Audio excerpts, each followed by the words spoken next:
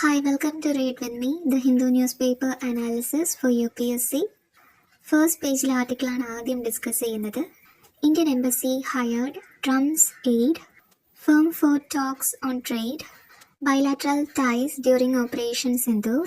വാഷിംഗ്ടണിലുള്ള Indian embassy operation സിന്ദൂറിൻ്റെ സമയത്ത് ഒരു US ലോബി ഫേമിനെ ഹയർ ചെയ്തിരുന്നു എന്ന് പറയുകയാണ്. ഇതുവഴി US മീഡിയേഷൻ ക്ലെയിംസും ലോബിയിങ് പ്രാക്ടീസസിനെ കുറിച്ചൊക്കെ ക്വസ്റ്റ്യൻസ് ഉയരുന്നുണ്ട്. എന്നാൽ ഇന്ത്യയുടെ വാദം കോൺഫ്ലിക്റ്റിന്റെ സമയത്ത് നമ്മൾ US മീഡിയേഷൻ ആവശ്യപ്പെട്ടിരുന്നില്ല എന്നാണ്. എംബസി പറയുന്നത് 1950 മുതലേ ലോബിയിസ്റ്റിനെയൊക്കെ ഹയർ ചെയ്യുന്നത് ഒരു സ്റ്റാൻഡേർഡ് പ്രാക്ടീസായി കണ്ടു തുടങ്ങിയിരുന്നു. US ഒഫീഷ്യൽസുമായിട്ട് മീറ്റപ്പ് സെറ്റ് ചെയ്യുന്നതിന് വേണ്ടിയിട്ട് ഒരു ലോബിയിങ് ഫേമിനോട് ആവശ്യപ്പെടുന്നത് ഇതാദ്യമായിട്ടാണ്.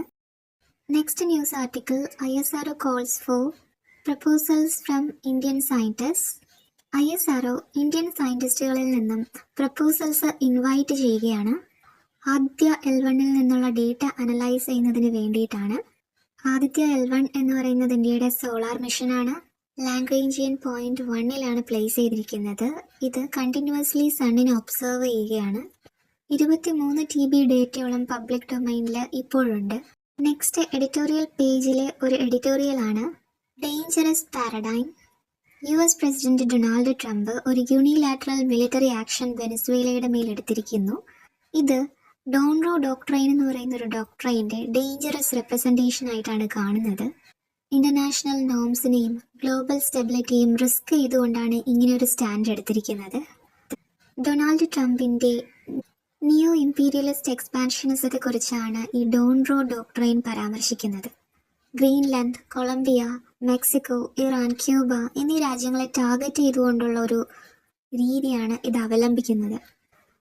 വെനസ്വേലയിലെ ഡെമോക്രസി റീസ്റ്റോർ ചെയ്യുക എന്നുള്ളതല്ല US ഉദ്ദേശം, മറിച്ച് വെനസ്വേലയുടെ ഓയിൽ റിസോഴ്സസിനെയൊക്കെ സീസ് ചെയ്യുക എന്നുള്ളതാണ്. ഈ ഒരു രീതി ഡേഞ്ചറസ് ആണ്. ഓട്ടോക്രാറ്റ്സിനെയൊക്കെ എംബോൾഡ് ചെയ്യിപ്പിക്കും. ഒരു ഫുൾ ഫ്ലെഡ്ജ്ഡ് ക്രോസ് ബോർഡർ കൺഫ്രണ്ടേഷന് വഴിയൊരുക്കുന്നുമുണ്ട്. മേജർ പവേഴ്സ് ആയിട്ടുള്ള India, Europe, Australia, Africa, Latin America രാജ്യങ്ങൾ ഇവരെല്ലാവരും കൂടി ഒന്നിച്ച് യുണൈറ്റ് ചെയ്തുകൊണ്ട് ഈ ഒരു പാരഡൈമിനെതിരായിട്ട് ആക്ഷൻസ് എടുക്കുകയാണ്. അങ്ങനെയുള്ള കാര്യങ്ങളാണ് ഈ എഡിറ്റോറിയലിൽ ഡിസ്കസ് ചെയ്തിരിക്കുന്നത്. Next editorial at a crossroads. Economic crisis കാരണവും എക്സ്റ്റേണൽ ത്രെറ്റ്സ് കാരണവും ഇറാൻ ഇപ്പോൾ ഒരുപാട് പ്രശ്നങ്ങൾ അനുഭവിക്കുന്നുണ്ട്. ഇന്റേണൽ റീഫോംസും വേൾഡുമായിട്ടുള്ള ഒരു റീ എൻഗേജ്മെൻറ്റും അനിവാര്യമാണ്. ഫോറിൻ പവേഴ്സിനെ ബ്ലെയിം ചെയ്യുകയോ അല്ലെങ്കിൽ അതിനെയൊക്കെ റിപ്രസ് ചെയ്തുകൊണ്ടിരിക്കുന്നത് ഒരു ഉത്തമമായ രീതിയല്ല. ഇറാനിയൻ റിയാലിൻ്റെ വീഴ്ച ഇക്കണോമിക് വൾണറബിലിറ്റീസ് കൂട്ടുകയാണ്. ഇറാനിൽ 64% ഫുഡ് ഇൻഫ്ലേഷൻ ഒക്ടോബർ 2025 മുതലുണ്ട്. ജൂണിലെ വാറിന് ശേഷം റിയാലിൻ്റെ വാല്യൂ 60% വരെ ഇടിഞ്ഞു. ഓയിൽ എക്സ്പോർട്സിലും ഒരുപാട് കുറവുണ്ടായി. ഇപ്പോൾ ഇറാൻ ആവശ്യമായിട്ടുള്ളതൊരു റീഫോമാണ്. കറപ്ഷൻ ഇഷ്യൂസ് ടാക്കിൾ ചെയ്യണം, വീണ്ടും ഗ്ലോബൽ പവേഴ്സുമായിട്ട് റീ എൻഗേജ് ചെയ്യാൻ സ്റ്റാർട്ട് ചെയ്യണം എന്നിവയാണ്.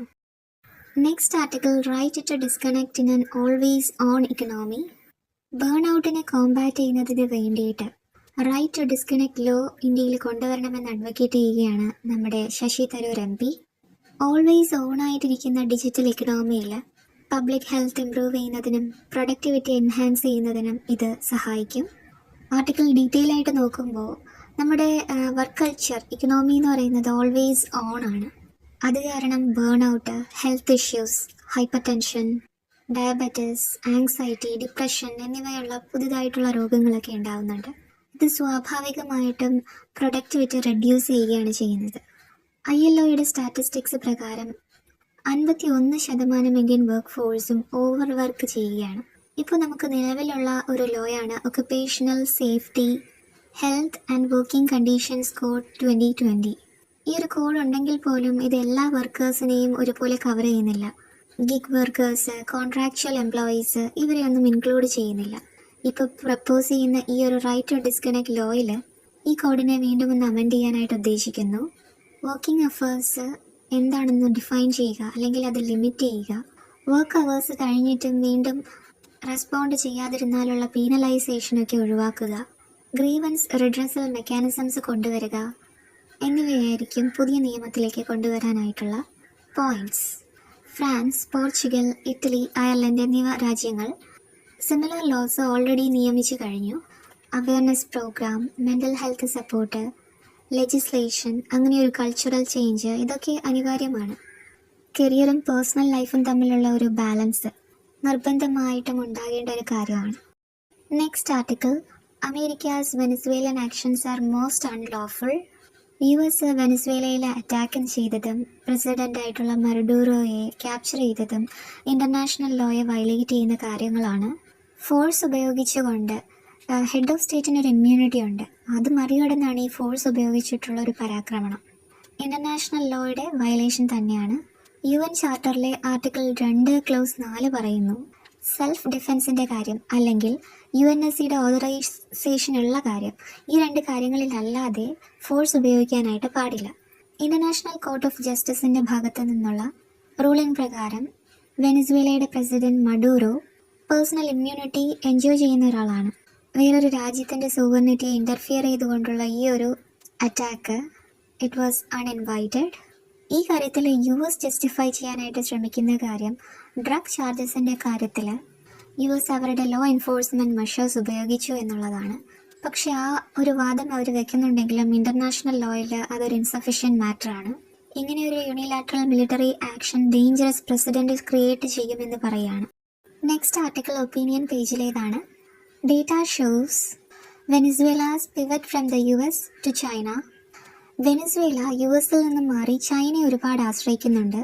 ആംസിൻ്റെ കാര്യത്തിലായാലും ട്രേഡ്, ഇൻവെസ്റ്റ്മെൻറ്റ് എന്നീ കാര്യങ്ങളിലായാലും.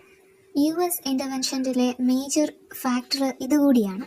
ചൈനീസ് ഇൻഫ്ലുവൻസ് കൗണ്ടർ ചെയ്തുകൊണ്ട് അവിടെ US-ൻ്റെ ഹെജ്മണി വീണ്ടും റീഅസേർട്ട് ചെയ്യുക എന്നുള്ളതാണ് US-ൻ്റെ ഉദ്ദേശം.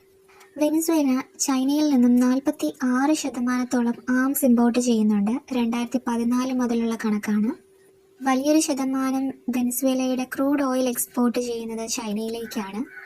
വെനസ്വേലയിലേക്ക് വരുന്ന പ്രൈമറി സോഴ്സിൻ്റെ ഇമ്പോർട്ട്സ് പോലും US-നെ സർപ്പാസ് ചെയ്തുകൊണ്ട് ചൈനയാണ് ചെയ്തുകൊണ്ടിരിക്കുന്നത്. ലാറ്റിൻ അമേരിക്കയിലെ തന്നെ ഏറ്റവും വലിയ ചൈനീസ് ഇൻവെസ്റ്റ്മെൻറ്റ് നടത്തുന്ന രാജ്യം വെനസ്വേലയാണ്. ഏകദേശം $106 ബില്യൺ വരും ഇത്.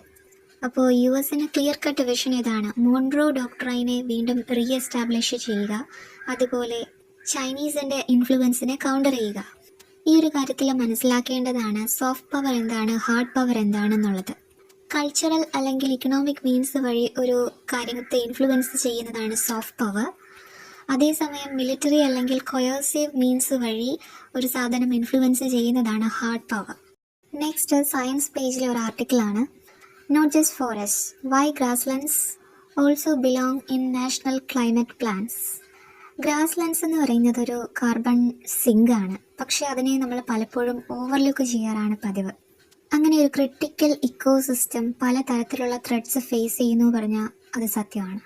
ഇതുപോലെയുള്ള ക്രിട്ടിക്കൽ ഇക്കോസിസ്റ്റത്തിനെ ഗ്ലോബൽ ക്ലൈമറ്റ് നെഗോഷിയേഷൻസിൻ്റെ ഭാഗമാക്കുക, അതുപോലെ നാഷണൽ ക്ലൈമറ്റ് പ്ലാൻസിൻ്റെ ഭാഗമാക്കുക എന്നുള്ളത് ഇമ്പോർട്ടൻ്റ് കാര്യം തന്നെയാണ്. പൊതുവെ ക്ലൈമറ്റ് ടോക്സ് വരുമ്പോൾ ഫോറസ്റ്റിനാണ് കൂടുതൽ ഇമ്പോർട്ടൻസ് കൊടുക്കാറ്. പക്ഷേ ഈക്വലി ഇമ്പോർട്ടൻ്റ് ആണ് ഗ്രാസ്ലാൻഡ്സ് എന്ന് പലപ്പോഴും മറന്നു പോവുകയാണ്.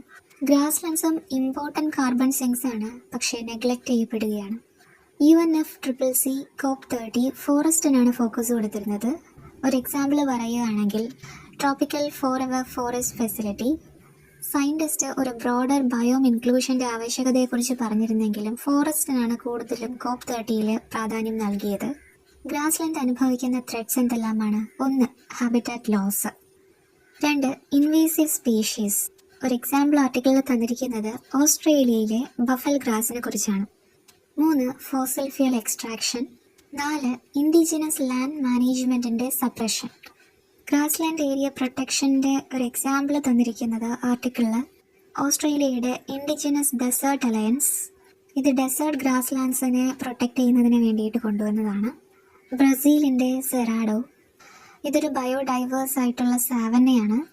അവിടെ 2 ഇഷ്യൂസ് പറയുന്നുണ്ട്. ഒന്ന് ഗ്രാസ്ലാൻഡ് ലോസ് ആവുന്നതും പിന്നെ ക്രൂഷ്യൽ വാട്ടർ സിസ്റ്റം ആയിട്ടുള്ള ആമസോണിൻ്റെ റേഞ്ച് ലോസ് ആകുന്നതും. സെറാഡോയെ പ്രൊട്ടക്റ്റ് ചെയ്യണമെങ്കിൽ ആദ്യം അവിടെയുള്ള ഇൻഡിജിനസ് പീപ്പിളുടെ ടെറിട്ടോറിയൽ റൈറ്റ്സ് പ്രൊട്ടക്റ്റ് ചെയ്യണമെന്ന് പറയുകയാണ്. എങ്ങനെയെല്ലാം ഗ്രാസ്ലാൻഡ്സിനെ പ്രൊട്ടക്റ്റ് ചെയ്യാമെന്ന് ആർട്ടിക്കിളിൽ കുറച്ച് റെക്കമെൻഡേഷൻസ് നൽകുന്നുണ്ട്. ഗ്രാസ്ലാൻഡ്സിനെ 3 റിയോ കൺവെൻഷൻസുമായിട്ട് ഇൻ്റഗ്രേറ്റ് ചെയ്യുക. ഓരോ കൺട്രിക്കും അവരുടേതായിട്ടുള്ള സ്പെസിഫിക് NDCs ഉണ്ട്, നാഷണലി ഡിറ്റർമിൻഡ് കോൺട്രിബ്യൂഷൻസ്. അതിൽ ഗ്രാസ് ലാൻഡ്സിനെയും റെക്കഗ്നൈസ് ചെയ്യുക. ലോക്കൽ കമ്മ്യൂണിറ്റീസിനൊക്കെ ലാൻഡ് റൈറ്റ്സ് നൽകുന്നതിലൂടെ അവരെ എംപവർ ചെയ്യുക.